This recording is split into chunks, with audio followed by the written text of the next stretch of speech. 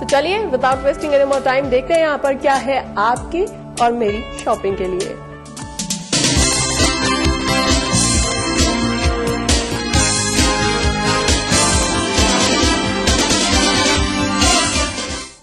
Friend आज बारी है कुछ एक्सेसरीज परचेज करने की, क्योंकि आज है ब्यूटी सेगमेंट, यानी कि करने वाले हैं हम कुछ ऐसा जो कि ब्यूटी से मुतालिक होगा। और उसके लिए मैं आपको लेकर आई हूँ आज फेमिला में, जहाँ पर हम देखने वाले हैं बेहद ही प्यारे, खूबसूरत से, स्मार्ट से, क्यूट से और इनोसेंट से इयररिंग्स। बस जितने भी मैं एडजेक्टिव्स इन इयररिंग्स के लिए यूज करूँ वो कम रहेंगे, क्योंकि इयररिंग्स ऐसी चीज होती है जिसके लिए एक छोटी सी लड़की भी और बड़ी सी खवातीन भी हर कोई क्रेजी रहता है and everybody wants to have good pair of earrings. Maybe आप पार्टीज में जा रहे हैं या फिर आप किसी मीटिंग में जा रहे हैं या किसी से खास मुलाकात, हर चीज के लिए हमें चाहिए होता है कुछ स्टाइल, कुछ यूनिक जो कि हमें बनाता है खास।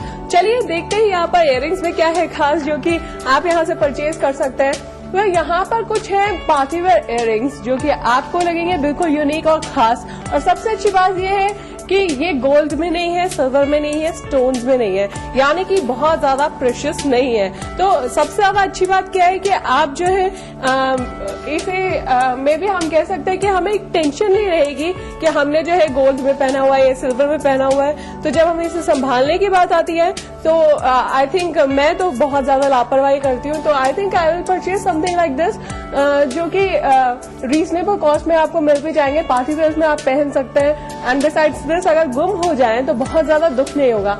सी the earrings are very nice. यहाँ पर जैसे आप देख सकते हैं कि एक सेम स्टाइल में 4 कलर के इयररिंग्स आपको मिल जाएंगे। मे बी ग्रीन में है, ऑरेंज में है, पर्पल में है, ब्लू में है।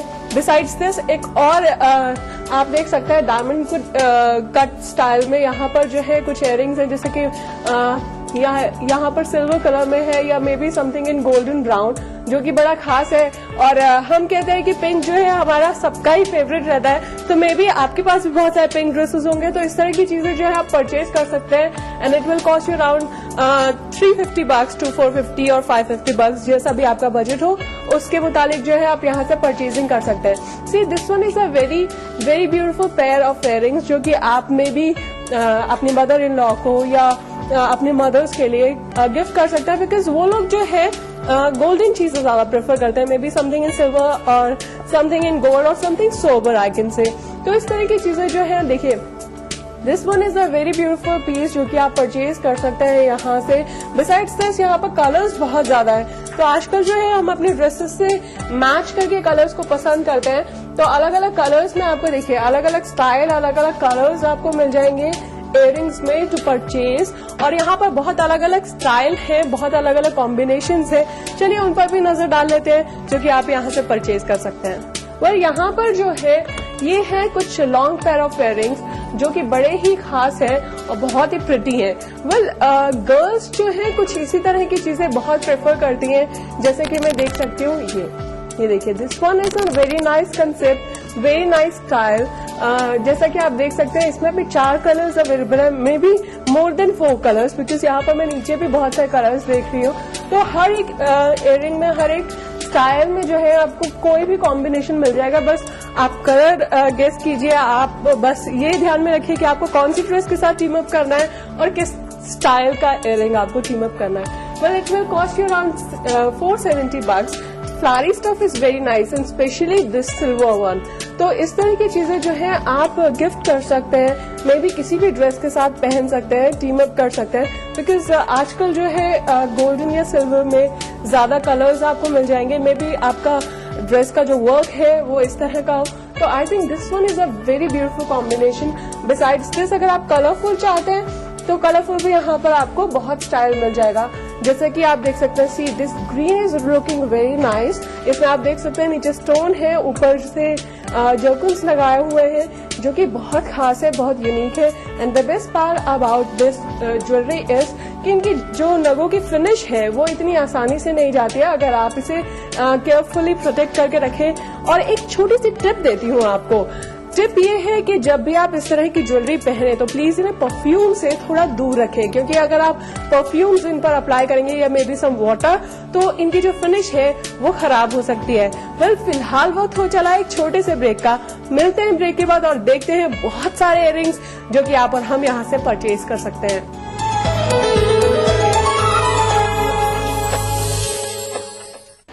BBC दुनिया को है जिस पर भरोसा। ग्लोबल इंडिया जोड़े आपको पूरी दुनिया से आपकी अपनी भाषा में। ETV के दर्शकों के लिए BBC के मंजे हुए रिपोर्टर ग्लोब के हर सिरे से लाएंगे जिंदगी का सच। स्क्रीन पर उभरेगी बनते बदलते भारत की पूरी तस्वीर। संसार भर के सारे समाचार मैं नेहा भटनागर लेकर आऊंगी BBC ग्लोबल इंडिया हर शुक्रवार शाम ETV पर। महसूस करें खबरों की धड़कन। मजहब की न सूबों की न फिरकों की फकत वल्लाह के हर दिल की ज़बां है उर्दू। न दिए का है न हवा का है, यहाँ जो भी कुछ है खुदा का है। यहाँ ऐसा कोई दिया नहीं जो जला हो और वो बुझा ना। सुना है रब्त है उसको खराब हालों से, तो अपने आप को बर्बाद करके देख। बहुत अच्छा है, वाह वाह। दिल से अपनाया न उसने, गैर भी समझा नहीं। ये भी एक रिश्ता है जिसमें कोई भी रिश्ता नहीं। परसों की रस्मों राह थी, एक रोज उसने तोड़ दी। होशियार हम भी कम नहीं, उम्मीद हमने छोड़ दी। वाह वाह वाह वाह। मयारी शेर व अदब और उर्दू जबान के फरोग की जानिब ETV उर्दू की एक और पहल। देखिए प्रोग्राम अंदाज़े बयां हर पीर का जुमेरात दोपहर 2:30 बजे सिर्फ ETV उर्दू पर।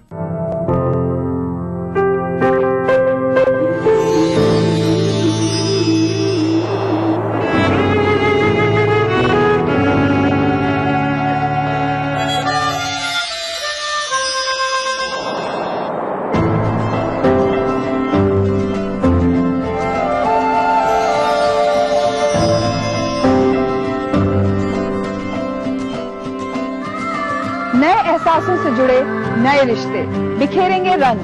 जिंदगी लाइव सीजन 5 इतवार दोपहर 12 बजे और शनिचर दोपहर 12:30 बजे।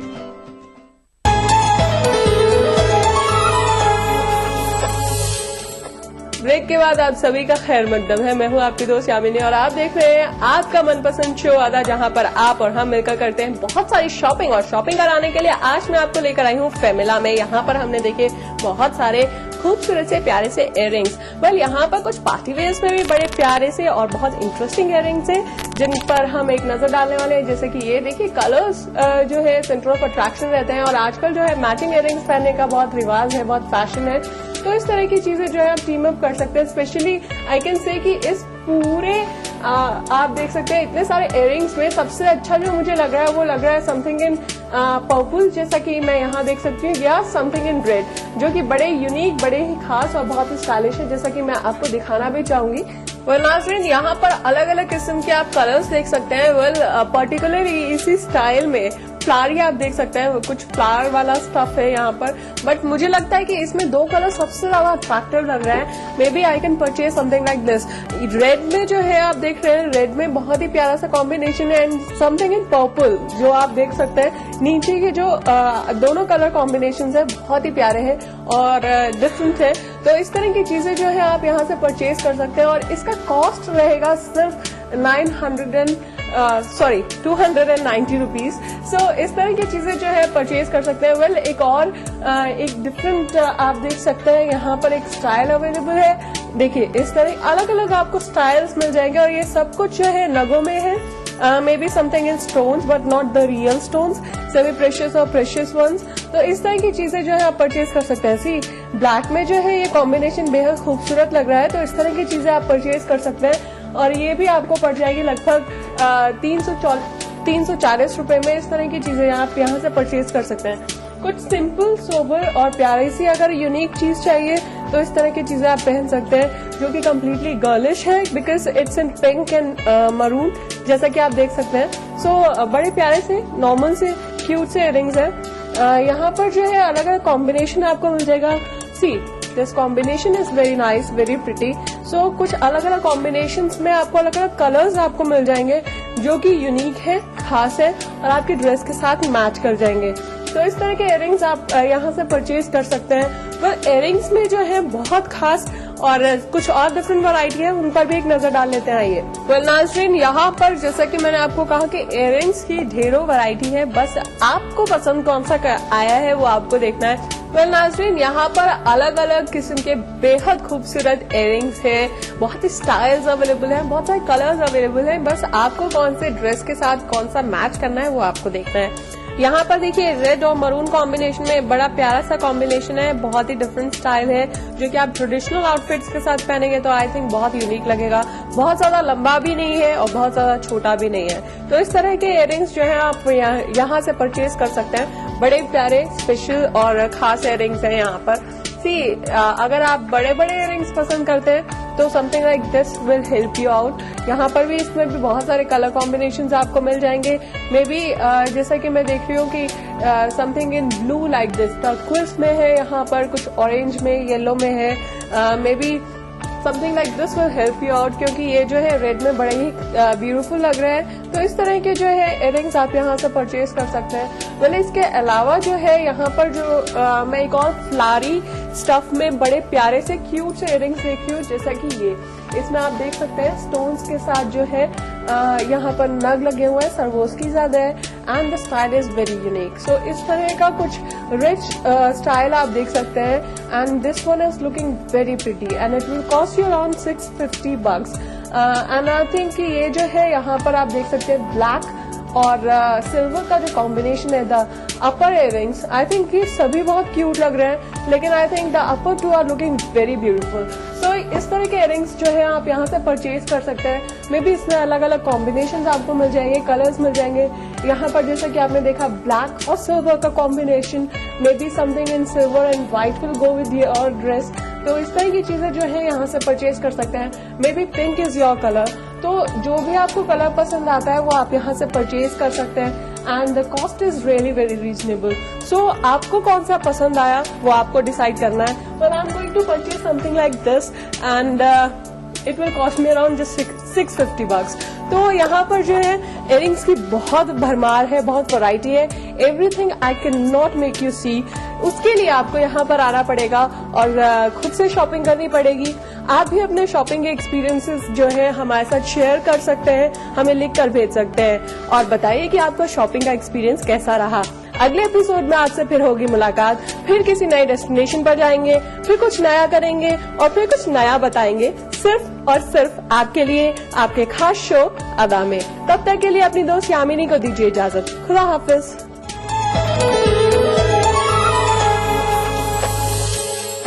नाज़रीन, तो कैसा लगा आपको अदा का आज का एपिसोड? उम्मीद करती हूँ कि हर बार की तरह इस बार भी पसंद आया होगा और आपने हमेशा की तरह इस बार भी कुछ नया जाना होगा। और अगर वाकई नया जाना है तो आप हमें लेटर्स के जरिए बताइए कि आपको क्या पसंद आया और आपने क्या नया जाना। इसके लिए जल्दी से नोट कर लीजिए हमारा पता और ईमेल आईडी है अदा ETV Urdu 3rd floor 2E/12 near Videocon Tower, Jhandewalan extension, new Delhi. ada.urdu@etv.co.in। फिलहाल मुझे यानी सुरती को दीजिए इजाजत। होगी आपसे फिर मुलाकात एक नए एपिसोड में। करेंगे आपसे ढेर सारी बातें और जानेंगे एक्सपर्ट के जरिए कि हमें क्या करना चाहिए अपनी ब्यूटी को निखारने के लिए। तब तक के लिए खुदा हाफिज।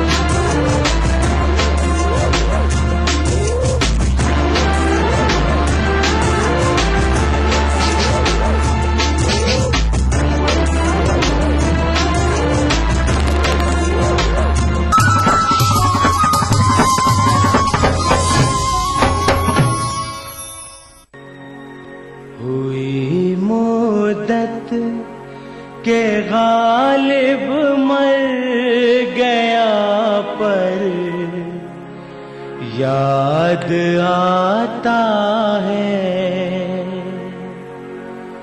हुई मुद्दत के गालिब मर गया पर याद आता है वो हर एक बात पर कहना कि यूं होता तो क्या होता। ईटीवी उर्दू पर अगला प्रोग्राम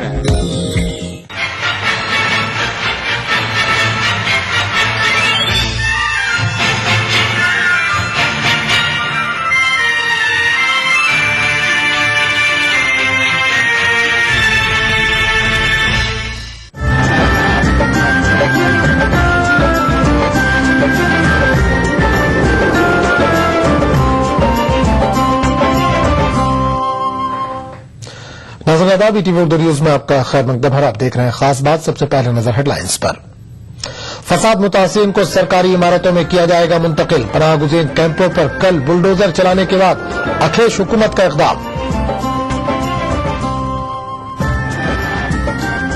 महाराष्ट्र में असातिज़ा के अक़लियती इम्तिहान टेट के सवालिया पर्चों में कई गलतियां। टेट उम्मीदवारों को दुश्वारियों का सामना। हैदराबाद में मनाया जा रहा है सरोजा जश्न खुसरो। हजरत अमीर खुसरो के कारहाय नुमाया को किया जा रहा है याद।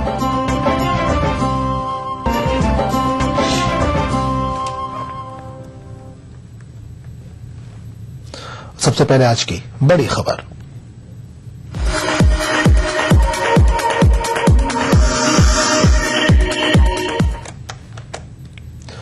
मुजफ्फरनगर के राहती कैंपों में खुशी के फूल खिल रहे हैं। 2 नौज़ायदा बच्चों की किलकारियां सुनाई दे रही है, लेकिन उन माओं की हालत कैसी है जो नई जिंदगियों को दुनिया में ला रही हैं? किन हालात में बच्चों की पैदाइश हो रही है, देखिए इस रिपोर्ट में।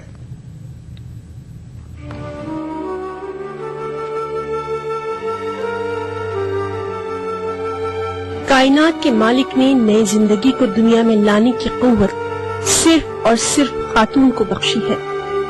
कुदरत की ये एक ऐसी नेमत है जो कि हर खातून के लिए दुनिया का सबसे बड़ा एहसास है। लेकिन मुजफ्फरनगर के लुई कैंप में कुदरत का ये इनाम ममता की मारी माँ के सब्र तहम्मुल का ही इम्तिहान ले रहा है। गमों से निढाल मुतासिरीन के कैंपों में खुशियों के फूल खिल रहे हैं, नई किलकारियां सुनाई दे रही हैं। लेकिन एक माँ के लिए इससे बड़ा मलाल और क्या होगा कि वो अपने लख्ते जिगर को खुले आसमान के नीचे कड़ाके की सर्दी में पनाह गुज़ीर कैंप में रखने पर मजबूर है। हाँ, परी आई है भैया, इसके बिना तो बहुत वो थे हम जी। आई है और इसको अच्छे से पालेंगी? हाँ, अच्छे से पालूंगी, अच्छे तरीके से यही रहेंगी। देखो भैया, जहाँ कहीं अपना ठिकाना होगा। देखो अब तो कुछ हुआ ही नहीं। लेकिन कहीं न कहीं खुशी लेकर आएगी भैया। क्या खुशी लेकर आओगे जी? घर से बेघर होगे जी, कुछ नहीं रहा घर में। बताओ नहीं, थोड़े का घर में कारोबार छोड़कर यहाँ का। तो क्या लगता है कि यहाँ कितनी तकलीफ हो रही है और परेशान बच्चों को पालना कितना मुश्किल है। आज अब तो पूरा पालना मुश्किल है। जब से आता नहीं, यहाँ कुछ मदद नहीं हो रही सरकार की, उतनी कुछ नहीं। घर तक खड़े हो गए। बताओ, जब 2 पाले में सर्दी में खाने को नहीं, पीने को नहीं, कुछ भी नहीं। कितने दिन की बची? आज 5 दिन की होगी। रिलीफ कैंपों में जच्चा माओं के अलावा कई ऐसी हामिला खवातीन हैं जिनके बच्चों की दुनिया में आमद से पहले ही मौत का साया मंडरा रहा है। रिलीफ कैंपों में लगे तिब्बी कैंपों की रिपोर्टों पर अगर गौर किया जाए तो 80% से ज्यादा खवातीन एनीमिया से मुतासिर है। ज्यादातर खवातीन का हीमोग्लोबिन खतरनाक हद तक कम है। इसके अलावा अदम ग़िज़ाइयत के आसार बच्चों में नुमाया है। इन सब के बावजूद राहती कैंपों में नई किलकारियां ममता की मारी इन माओं को तस्कीन तो पहुंचाती है, लेकिन दूसरे ही लम्हे इनकी मुस्कुराहट अचानक गायब भी हो जाती है। इन्हें हर वक्त ये फिक्र लाक रहती है कि इन शेरख्वारों की वो परवरिश करें तो कैसे। कई ऐसी माएं हैं जिनके शौहरों ने अपनी बीवी के जेवरात बेचकर रकम का इंतजाम किया।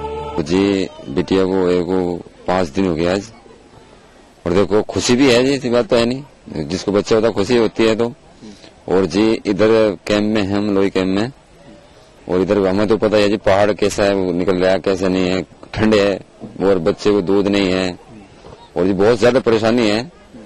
वो तो जी पालने को तो देखो कुदरत वाला पालता है, वो तो इंसान के तो बस का नहीं, अल्लाह के हाथ है। बच्चा दो का लड़की हो, 2 का बच्चे हो लिया, यहाँ से सहूलियत कुछ मिली नहीं। और जिसका लड़की हुई यहाँ से भी गए, इनको जो एक जच्चा है बेचारे को जब इसे कुछ मिला नहीं, ये अपने घर वाली की चीज रख के जब अपनी औरत का खाने के लिए लाया। इस बहू का लड़की हुई थी, इसके कमेटी वाले के दौरे भी भागा, कमेटी वाले ने ये कह दिया कि हम क्या कर सके, इसे कोई पैसा नहीं मिला। और जी जब ये अपनी घरवाली की चीज रख कर मेरे सामने ये लड़का जब अपनी बहू का थोड़ा बहुत जो भी खिलाया होगा बेचारे ने वो दिया इसको। कोख में सुखद एहसास होते ही उसने सतरंगी ख्वाब बुनने शुरू कर दिए थे। उसके हाव भाव और शक्ल की कल्पना उसे रोमांचित करती थी। आखिरकार नन्ही परी ने आंखें खोली और वो इस दुनिया का हिस्सा बन गई। माँ के ऊपर दुखों का पहाड़ था, लेकिन उसने दिल को बिछौना बना दिया। बुरहाना के लोई कैंप में ये नजारा जिसने भी देखा उसकी आंखें भर आईं। कैमरा पर्सन वसीम अहमद के साथ उमेश श्रीवास्तव, ETV न्यूज, लोई कैंप, मुजफ्फरनगर।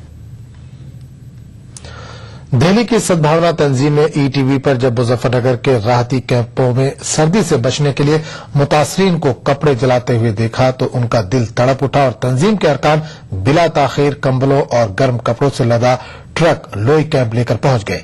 ये तंजीम मुल्कगीर सतह पर मुतासरीन की इमदाद के लिए जानी जाती है। इसमें तमाम मजाहिब के लोग शामिल हैं। दिल्ली सुभाष नगर एरिया से हमारी अपनी स्वाभिमान सोसाइटी है। हमारी सोसाइटी जो काम है वो सब जो भी काम करती है वो हमेशा हर किसी समुदाय के साथ मिलकर हर समुदाय के लिए अच्छे के लिए भले के लिए करती है। चाहे वो गरीब लड़कियों की शादी का काम हो, जैसे अब यहाँ के एक कपड़े एकत्रण और वितरण का काम किया हमने, जो न्यू कंबल हैं सब हैं उसमें। इस तरह के कोई ना कोई कैंप्स हम लगाते रहते हैं। तो हम उनके लिए एक गाड़ी कपड़ा भर के लाए हैं, जिसमें कंबल्स भी हैं, ब्लैंकेट्स भी हैं, बच्चों के बड़ों के सबके कपड़े हैं।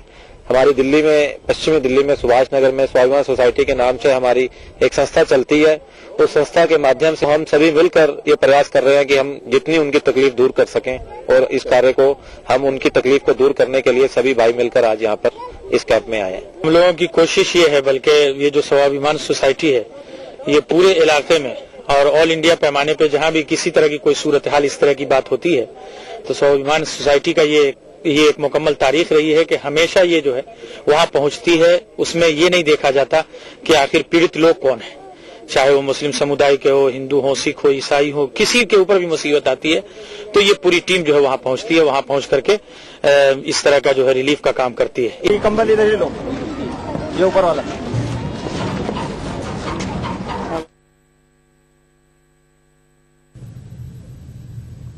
देखिए ETV उर्दू सभी DTH प्लेटफॉर्म पर, डिश टीवी पर चैनल नंबर 787, एयरटेल पर चैनल नंबर 610, टाटा स्काई पर चैनल नंबर 176, बिग टीवी पर चैनल नंबर 972, वीडियोकॉन पर चैनल नंबर 750। देखिए आपका अपना चैनल और भी बेहतर क्वालिटी में।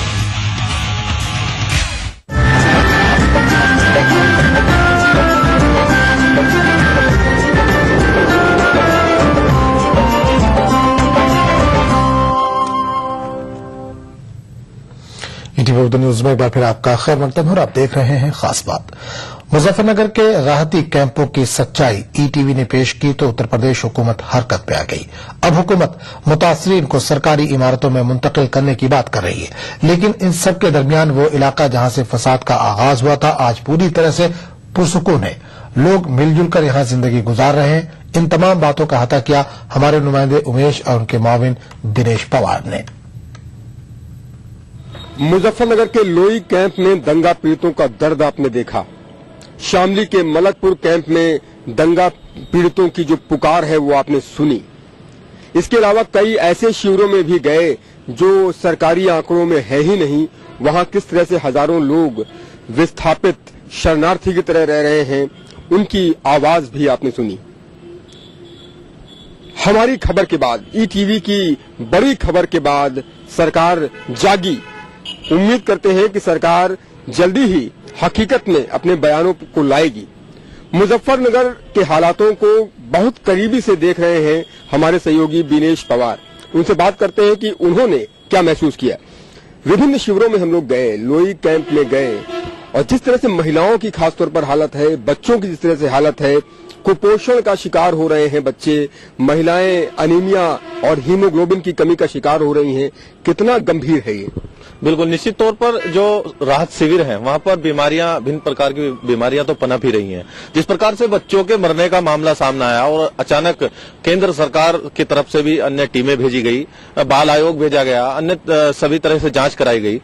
यहाँ मुजफ्फरनगर की बात करें तो प्रशासनिक स्तर पर एक टीम बनाई गई जिसने पूरी जांच की और जांच के बाद पाया कि हाँ, निश्चित तौर पर बच्चे मरे हैं। लेकिन बड़ा बेतुका बयान दिया गया अधिकारी की तरफ से, वहीं उस बयान का भी विरोध हुआ और जो मुख्यमंत्री अखिलेश यादव उन्होंने भी तल्ख तेवर में कहा कि कोई भी अधिकारी इस तरह के बयान न दे। यानी कि साफ तौर पर जो यहाँ के राहत शिविर हैं, वहां की पीड़ा निश्चित तौर पर उनसे बेहतर कोई नहीं जान सकता। बाहर दूर रहकर बयानबाजी करना बेहद आसान है और दावे करना भी आसान है, लेकिन जमीनी हकीकत को कोई नहीं छुपा सकता। जिस प्रकार जब ईटीवी ने जमीनी हकीकत को दिखाया और जब ईटीवी ने लगातार दंगा पीड़ितों के दर्द भरी दास्तान सुनाई, उसके बाद शायद सरकार जागी। हाँ, निश्चित तौर पर जिस प्रकार से मुजफ्फरनगर में लगातार कहा जा रहा था कि यहाँ पर एक ही राहत शिविर कैंप चल रहा है, लेकिन ईटीवी की टीम उस छुपे हुए राहत शिविर को भी ढूंढ निकालने में कामयाब रही। जोला राहत शिविर में जहाँ ईटीवी की टीम पहुंची, वहाँ हजारों लोग वहां रह रहे हैं, झोपड़ियां बनाकर रह रहे हैं, पीड़ित वहां रह रहे हैं,